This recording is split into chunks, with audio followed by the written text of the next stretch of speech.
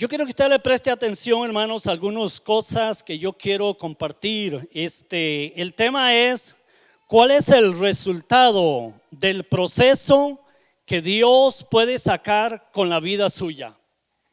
¿Cuál es el resultado de Dios con la vida suya en el proceso? ¿Cuántos de los que estamos aquí hemos pasado por algún problema o estamos pasando por alguna situación adversa que no es la que nos gustaría? ¿Cuántos han pasado problemas? Ok, todos.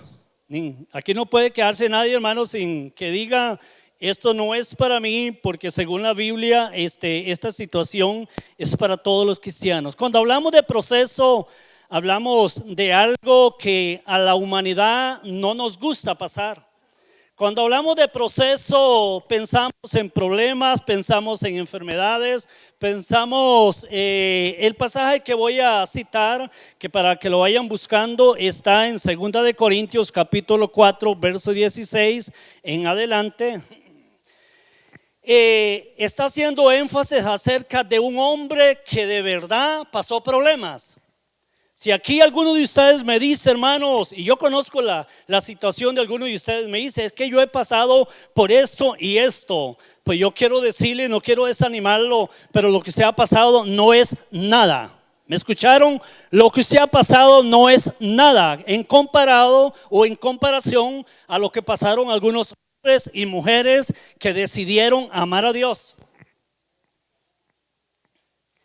Pero mi pregunta es, ¿cuál es el resultado después de que usted pasa ese problema? El hermano Douglas mencionó, hizo un poquito, una pincelada de que acerca del tema que yo quiero compartir. Él no habló de eso, pero él dijo, no se usó otras palabras, pero si los problemas en la vida del cristiano lo hacen bajar como cristiano, los problemas no están logrando el resultado que Dios quiere a través de esa situación que usted está pasando.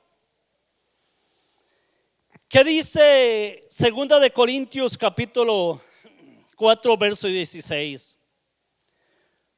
Por eso dice el apóstol, bueno, siempre me encanta, voy a leer el versículo 7 para luego brincar al versículo 16.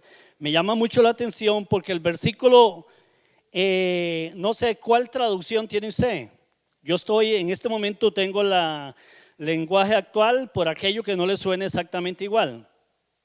Pero yo quiero que algún hermano que esté bien conectado ahí me ayude con algunos momentos que yo le digo, levánteme la voz y me lee tal versículo para ser un poco más ágiles.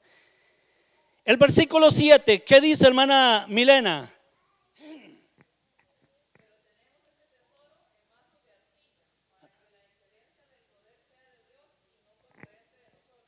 Amén. Pero tenemos este tesoro en vasos de barro, dice otra traducción. Tenemos este tesoro en vasos de barro para que la excelencia sea de Dios y no un asunto de nosotros. Pues yo no quiero desanimar ni menospreciar a nadie, pero si algo bueno hay en la vida suya, será un depósito de Dios. Si algo surge interesante en la vida de un cristiano, es lo único que puede surgir que valga la pena en mi vida, será algo que Dios haya depositado en mi vida. Porque nosotros, cuando Dios te usa, cuando Dios te bendice en algo, usted puede decir, Dios, estoy con los pies sobre la tierra, y tú sigues mereciendo la alabanza y la adoración. Porque lo único que soy un vaso, una vasija de barro. Pero a Dios le ha placido depositar en la vida del cristiano, del ser humano, algo que valga la pena. Y eso se llama el depósito de Dios en la vida suya. Para que la excelencia y la gloria y todo el honor entendamos que depende de Dios. Aún si usted puede decir en esta hora la salud, la bendición, la familia, el carro, la finca, el ganado, la vaca, el cafetal, lo que usted quiera mencionar, eso proviene de Dios. Eso proviene de Dios, iglesia. Pero el apóstol dice en el verso 16, por eso no desmayamos, aunque nuestro hombre, nuestro cuerpo se va desgastando o gastando, nuestro espíritu va cobrando más fuerza. El tema es, ¿cuál es el resultado? ¿Cuál es el resultado de la prueba o el problema o la situación que Dios está obteniendo en tu vida? Y el versículo dice, y el apóstol dice, por supuesto, si usted estudia todo el contexto de este pasaje, va a encontrar a un apóstol que él hizo algunos viajes misioneros, lo latigaron, lo metieron a la cárcel, lo criticaron, lo encerraron, le hacían encerronas, se levantaban un complot de personas para hacerle daño a aquel hombre que venía con un mensaje. Y Pablo, de alguna manera, su cuerpo físico se estaba desgastando. Pero el resultado de ese desgaste físico y natural en la vida de Pablo era que dentro de él, en su espíritu, se estaba renovando.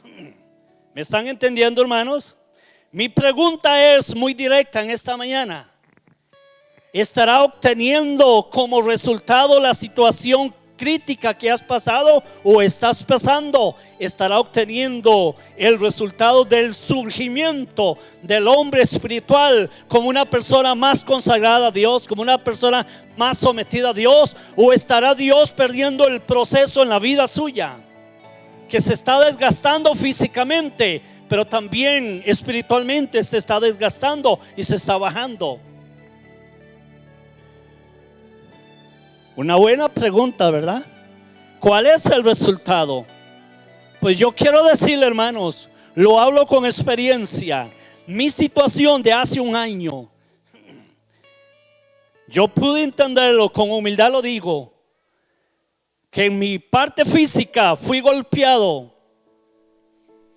No fue fácil la situación, pero en mi vida espiritual yo pude obtener muchos resultados buenos. Y Pablo dijo, aunque nuestro hombre exterior se va desgastando, lo importante, no importa que se desgaste, no importa que sufriera en la cárcel, pero él dijo, el resultado es que se está levantando un Pablo renovado, un Pablo con mayor fuerza para predicar, un Pablo que dice, a mí no me detiene nada porque Dios me llamó para algo. Y esa es la iglesia de Fuente de Paz que Dios necesita. Las dificultades que tenemos, o escuche, porque esto puede ser para alguien que está aquí, las dificultades que tenemos son pequeñas. Usted dice, lo que yo estoy pasando pequeño, son pequeñas y no van a durar siempre. Pero gracias a ellas, Dios nos llenará de su gloria, que dura para siempre. Una gloria grande y maravillosa. ¿Cuántos dicen amén? Verso 18, porque nosotros no nos preocupamos por lo que nos pasa en esta vida. Eso como que a veces nos cuesta. A veces nos preocupamos tanto por lo que nos pasa en esta vida. Pero Pablo dice, porque nosotros no nos preocupamos por lo que nos pasa en esta vida, que pronto acabará. Al contrario, nos preocupamos por lo que nos pasará en la vida que tendremos en el cielo. Ahora no sabemos cómo será esa vida. Lo que sí sabemos es que es eterna. ¿Cuántos dicen amén? Lo que sí sabemos es que tenemos que luchar por la eternidad. ¿Cuál es el problema? ¿Cuál es la situación que estás pasando o que has pasado? Dios espera que eso te lleve, mientras el hombre natural se afecta, el espiritual pueda tomar fuerza. Dije antes, mayor deseo de orar, mayor deseo de consagrarme a Dios, mayor deseo de hacer la voluntad de Dios, mayor deseo de buscar su presencia. Eso debe de surgir como el resultado de una situación que pasemos nosotros como cristianos. Pero el cristiano, las aflicciones deben de ser de mayor poder en la vida de cada cristiano. Vamos a ir a Efesios capítulo 3, verso 17. En esto podríamos mencionar muchos pasajes, muchas citas bíblicas, muchas situaciones que podríamos añadir a un mensaje como este. Pero Efesios capítulo 3, verso 13, ¿quién lo tiene? Hermano Douglas, ¿lo tiene? Hermana Mile, ¿lo tiene por ahí? El versículo 13.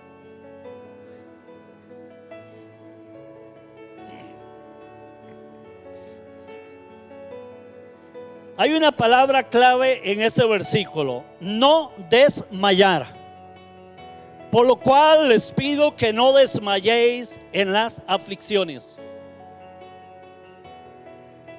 Se encuentra una situación que es contraria a un principio bíblico, y es que hay personas que cuando están en problemas hay que hacerles de todo para que puedan surgir como cristianos.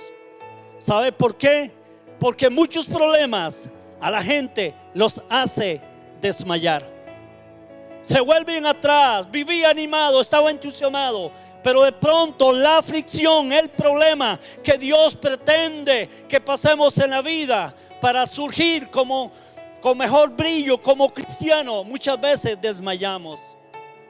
Hay un detalle importantísimo, es que no podemos desmayar. Hermana Alex, años desde que yo me convertí, hermano Efraín y hermana Alex, ellos estaban yendo a la iglesia y todavía están manteniéndose sin desmayar.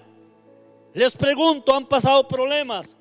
Hace unos días, o no sé, hace como 2 meses, la situación del hijo, y pidieron oración, estuvimos orando, fuimos a visitarlos y ahí están sin desmayar. Pero en esa aflicción que ellos han mantenido, hay gente, hermanos, que se vuelve al mundo y no quiere nada con Dios. Resulta que Dios no pierde nada porque Dios sigue siendo Dios. Pero mi consejo y el consejo del apóstol Pablo es a la iglesia de Éfeso: no desmayéis. ¿Sabe por qué el apóstol enfatiza en eso? Porque cuando estamos pasando un problema, se nos pierde el deseo de orar, se nos pierde el deseo de ir a la iglesia, se nos pierde el deseo de alabar a Dios. Y el apóstol dice: no desmayéis en medio de las aflicciones.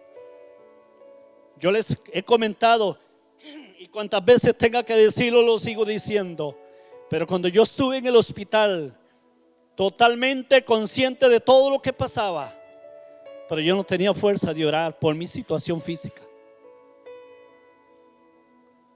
¿Sabe por qué no desmayé? Ya no era por mis oraciones, sino por las oraciones de la iglesia y de la gente que se paró como Aarón y Hur a la orilla de este hombre, diciéndole: Dios, aquí está tu situación. Pero yo no podía desmayar, yo no podía levantarme de ahí, de esa operación, de esa situación, diciendo: ya no quiero seguir a Dios, ya no quiero, porque Dios permitió que yo pasara por ese proceso, por esa aflicción. Dios quiere que yo no desmaye, y Dios quiere que tú no desmayes en medio de la aflicción. Cuando me doy cuenta quién soy yo, cuando paso el problema y la situación difícil. No desmayéis. Hebreos capítulo 12, versículo 5 nos motiva a no menospreciar la situación, la crisis. Otra de las situaciones que muchas veces pasamos nosotros es que menospreciamos el momento difícil. Queremos vivir de gloria en gloria, como dice el canto. Queremos vivir con la bolsa llena de plata. Queremos vivir sin que nadie nos haga un mal modo. Queremos vivir, pero Pablo nos dice, el apóstol, en el versículo 5, quien tiene Hebreos 12:5. Amén, hermana Laura.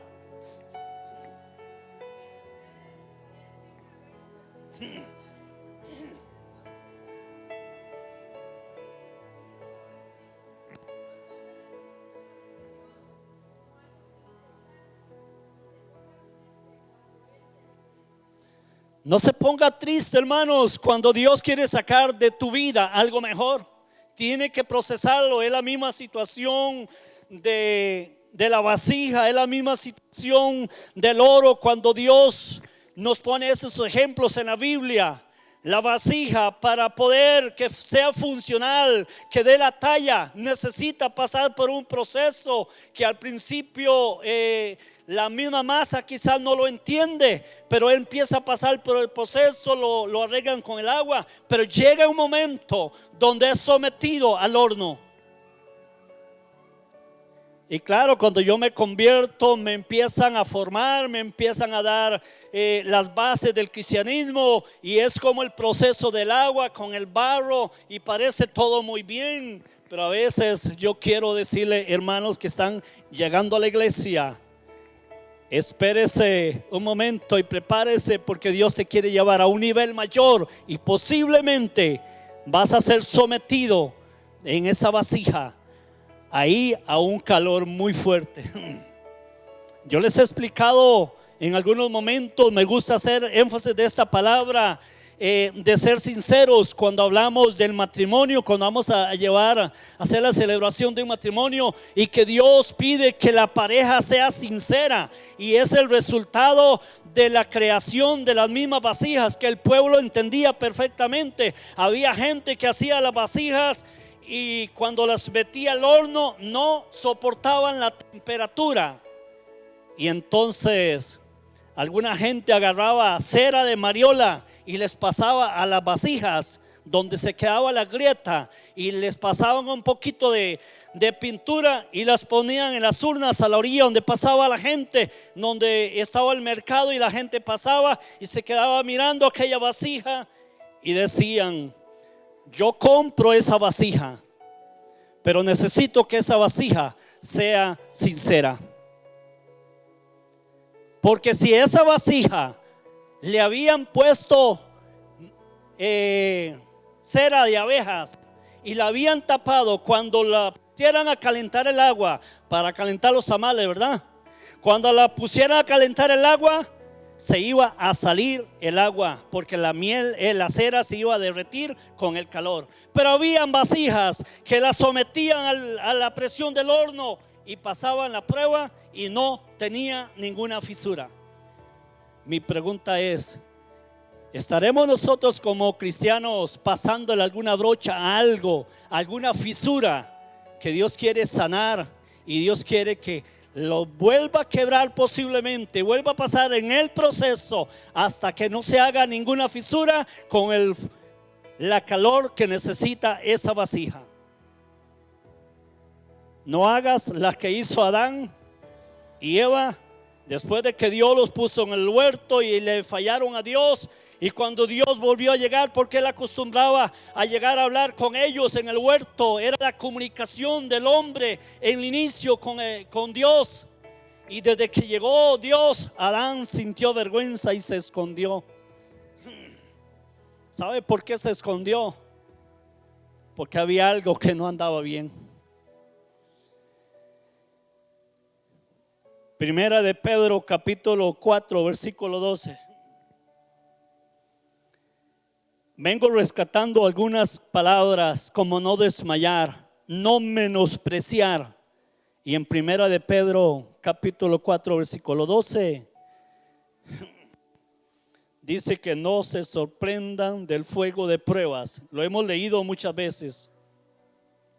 Segunda de Pedro, primera dije 4:12.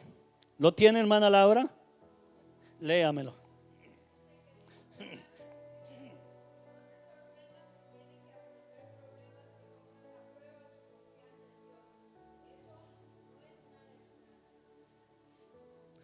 Eso no es nada extraño. ¿Por qué motivo, hermanos, usted se extraña cuando está en un problema?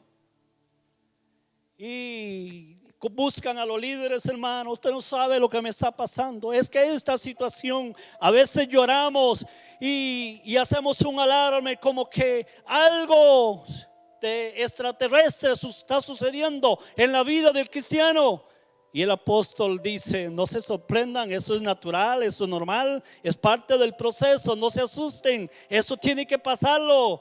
Solamente necesitamos comunicarlo a la iglesia para que oren por nosotros. Solamente necesitamos apoyarnos en Dios, pero no lo tomemos como algo extraño. Solamente empecemos a percibir que después de esa situación, si soportamos la calor del fuego, Dios nos va a usar como una vasija donde la excelencia va a ser de Dios, donde Dios quiere depositar algo más y no será depositado hasta que no soportes la calor de la situación, hasta que no pases por el proceso.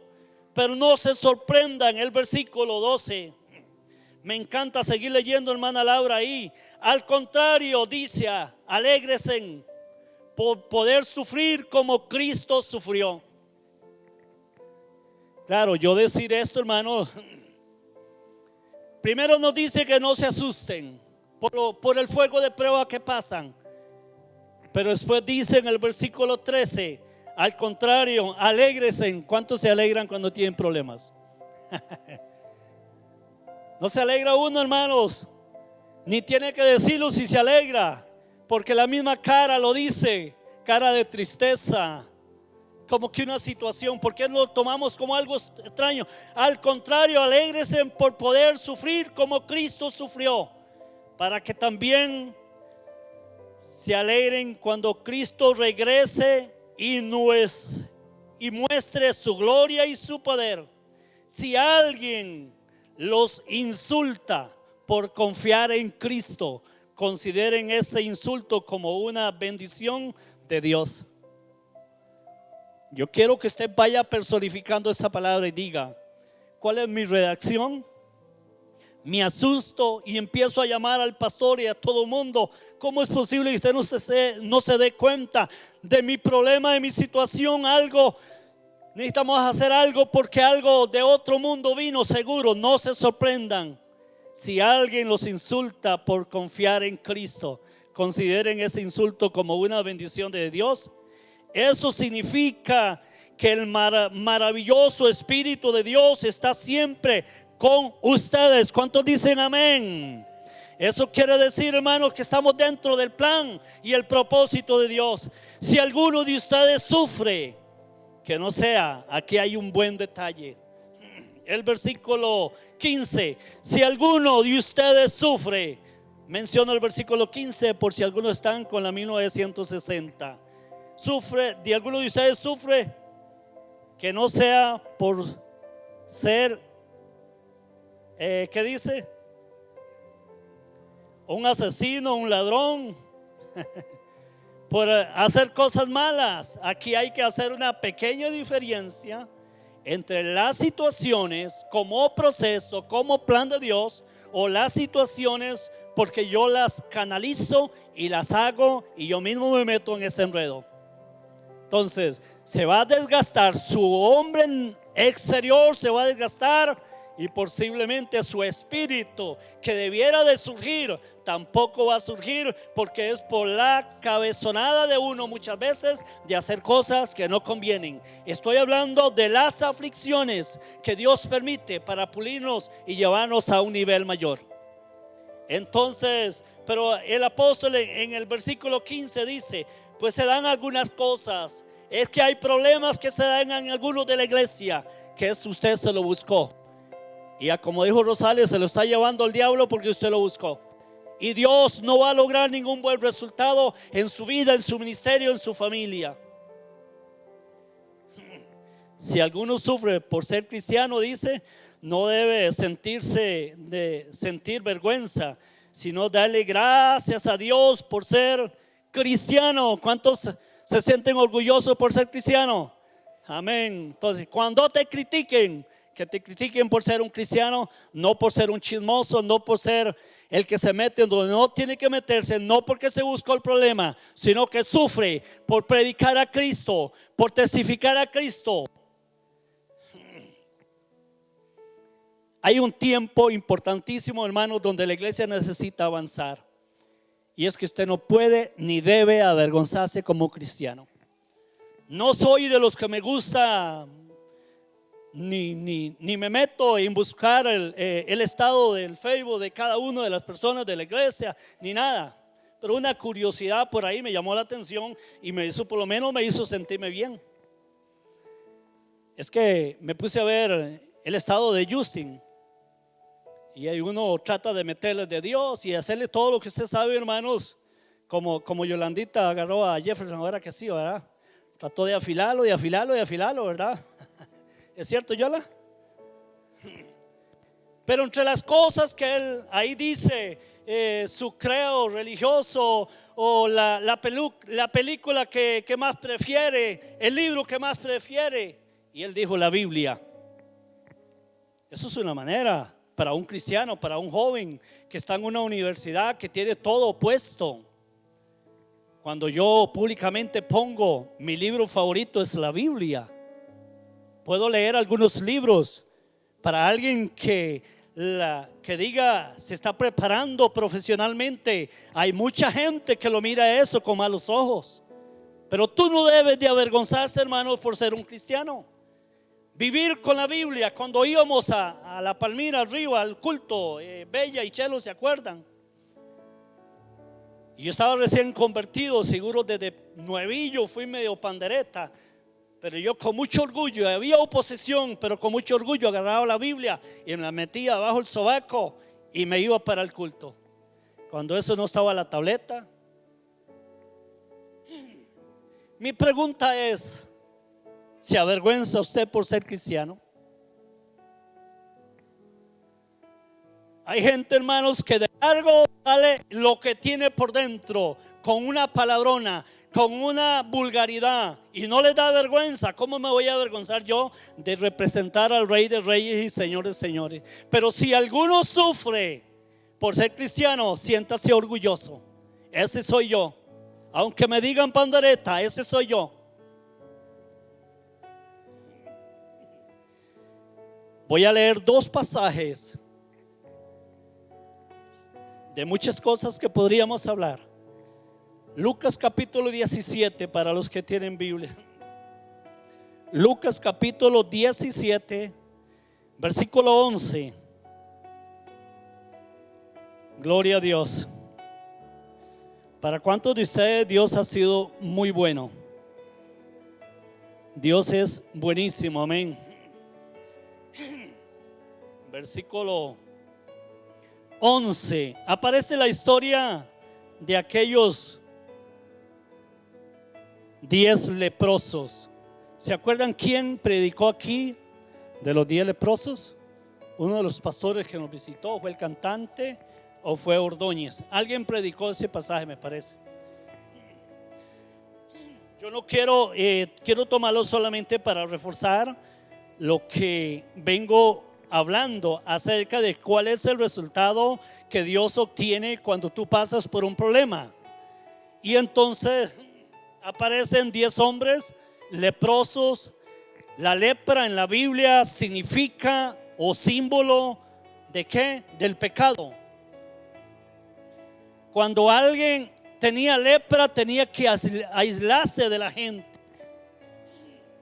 ¿Ha mirado usted, hermanos, cuando la gente está en la iglesia, es el que predica, el que motiva en la iglesia, el que le gusta llegar a la iglesia a saludar a todo el mundo? Cuando anda en pecado, no quiere saludar a nadie, no quiere identificarse como cristiano, y cuando va a practicar el pecado busca dónde esconderse. Ese es el resultado de la lepra. Dice la Biblia que Jesús pasaba entre la región de Samaria y de Galilea, y de pronto dice a lo lejos, porque ellos sabían el protocolo, a lo lejos se pararon 10 hombres. En la tableta tengo para poder escuchar a la Biblia con audio, y viera qué interesante poner el audio de los 10 leprosos pegando gritos. No sé, imagínense, a los 50, 60 metros habían escuchado de Jesús, habían escuchado de una esperanza, y ellos dijeron: lo que tenemos, la lepra, es símbolo de muerte, pero hemos escuchado hablar de alguien que se llama Jesús. Esposa, regáleme el agua. Y dice que estos 10 leprosos de lejos le gritaban y le decían: Señor, ten misericordia de nosotros y sánanos. Y como ese es el ministerio de Jesús, el ministerio de Jesús es ayudar. Cuando estás en problemas, cuando estás en pecado, Jesús quiere ayudarle. Cuando está pasando los momentos más difíciles, Jesús quiere ayudarle. Pero Dios quiere sacar de ese proceso. Lo que quiero sacar de este pasaje que usted conoce perfectamente es que Dios sanó a 10 leprosos. Y Jesús no les dijo: párense ahí, voy a elevar una oración por ustedes para que sean sanos. Jesús les dijo nada más: váyanse. En una traducción dice: váyanse donde el sacerdote. Y en otra dice: váyanse para el templo, porque en el templo es donde los cristianos vienen, los cristianos agradecidos con Dios. Es en el templo donde manifestamos nuestro agradecimiento a Dios. Y dice que todos escucharon el mensaje de Jesús, pero los demás siguieron su camino. Se les había olvidado el proceso de donde pasaron, y Dios quería sacar de ellos adoradores e hijos agradecidos. Pero dice la Biblia que solo uno se devolvió, y cuando llegó donde estaba Jesús, cuando se sintió sano, se devolvió por donde estaba Jesús.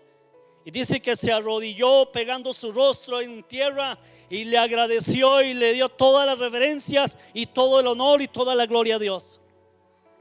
Y Jesús se vuelve donde él y le dice: ¿y los compañeros suyos dónde están? Los hermanos que tenemos más de 25 y 30 años de estar en la iglesia, yo le pregunto a usted: ¿no es cierto que hay 9 o 8 o 7 personas que habían estado en la iglesia y que Dios hizo algo? Hemos mirado un milagro de Dios en muchas familias. Mi pregunta es: ¿por qué están en el mundo? ¿Por qué no están en la iglesia agradeciéndole a Dios? Y Jesús le dice: ¿y los otros 9 dónde están? Si yo les di el mensaje y la recomendación a todos era que fueran, porque en el templo es donde se manifiesta, donde se explota nuestro agradecimiento a Dios. ¿Y a dónde están los otros? ¿Sabe quién representa a usted en esta mañana? Usted representa a uno de esos agradecidos. Entendemos la situación y todo lo que vamos pasando en este tiempo. Pero mi pregunta es: ¿vienes a la iglesia con mucho agradecimiento o vienes a la fuerza? Y Jesús dice la Biblia que este hombre fue de 10, fueron 9. Y en cada uno de los pueblos, si usted se va y visita al pastor Marcial a la iglesia, le garantizo que allí en la iglesia del pastor Marcial, en los años de estar San Vito y el cristianismo, quién sabe, para que haya un 1% en la iglesia ahí echándole ganas a la orilla del ministerio del pastor Marcial. Posiblemente un 9% son gente que andan malagradecidos y se les olvidó lo que Dios hizo en la vida de ellos. Mi pregunta es: ¿quiero mantenerme yo como uno de esos agradecidos? Y voy a ir al último pasaje de la Biblia. En el Salmo me encontré algo interesante, hermanos, que usted lo ha leído muchas veces, en el libro de los Salmos, capítulo 66. Y aquí quiero ir cerrando. Salmo 66. ¿Quién vive, hermanos? Dios es bueno, amén. Verso 13 y 14. Vamos a ir a ese pasaje, hermanos, y con esto vamos a estar cerrando. Pero yo quiero que usted mire lo que yo pude mirar después de haber leído por muchos años estos versículos. El salmista hace una oración de clamor a Dios y le dice: Dios, hemos sufrido mucho, nos hacen mucho daño, nos menosprecian por ser cristianos, hemos pasado, sentimos que nos han pasado por encima, que hablan mal de nosotros y todo lo que usted pueda pensar que sufre la iglesia en otro lado, porque eso no pasa en Filatigre. Pero hay lados, hermanos, hay lugares donde el cristianismo lo miran de muy mala manera. Pero el versículo 13 dice: yo me presentaré en tu templo con ofrendas especiales en honor, así te cumpliré mis promesas. En otra traducción dice: así te cumpliré mis votos. Pero ¿cuáles votos? Versículo 14 dice, así te cumpliré mis promesas. Versículo 14 dice: las promesas que yo mismo te hice cuando estaba en problema. A ver si me doy a entender con este pasaje. Usted lléveselo y sácale lo que usted pueda sacarle. Pero es que los cristianos, cuando estamos en lo peor del problema, la mayoría de los que estamos aquí hemos hecho una promesa con Dios. Le hemos hecho un voto a Dios de ser los mejores cristianos. Uno de ellos, casi siempre, cuando nos hicieron la invitación, levantamos nuestra mano, aceptamos a Cristo y le dijimos: Dios, quiero serte fiel hasta la muerte. Es la promesa que hacen los matrimonios. No en un momento difícil, en un momento de mucha espera y de mucho, no sé, lo que usted pueda pensar. Pero las promesas que hicimos, y el salmista dice: así te cumpliré mis promesas, las promesas que yo mismo te hice cuando estaba en problemas. Mi pregunta es: ¿está siendo usted una persona, un hombre y una mujer que mantiene lo que un día le prometió a Dios, o estará cambiando? ¿Será usted una persona sin palabras? ¿Cuánto le han prometido a Dios a serle fiel? Amén. Yo creo que estamos aquí por eso, ¿verdad? Pero mi pregunta es: necesitamos, hermanos, ser hombres y mujeres de palabra. Ser hombres y mujeres de palabra. A mi mamá la crecieron seguro en un machismo antes, y ahora viejita, que ya pierde un poco la noción de la vida, habla muchas cosas de antes. Y mi esposa se reí porque ella tiene como ella la crecieron en un machismo entonces ella a veces le decía a Steven algo y le dice, no sé, algo le dice Steven y le dice: palabra de hombre. Le dice: de verdad, es palabra de hombre, ¿verdad? Hermanos, hay gente que no tiene palabra de hombre y mujeres que no tienen palabra de mujer, que un día, cuando estaban en el problema, llamaron al pastor, llamaron a los hermanos, llamaron a la iglesia para que oraran para salir del problema. Hicieron una promesa y le dijeron: Dios, hay gente que le ha orado a Dios por un trabajo, y cuando no tenía dinero, no tenía plata, le decían: Dios, si me repara este trabajo, te voy a ser fiel en las finanzas, te voy a honrar con mis diezmos. Una promesa, un voto. Y luego tienen el trabajo, tienen aquello, y se les olvida. Cuando estaban que no tenían cómo traer el alimento a la familia, le hicieron una promesa a Dios. Cuando estaban en el problema, imagínense todas las promesas que yo podía hacer cuando iba para cirugías.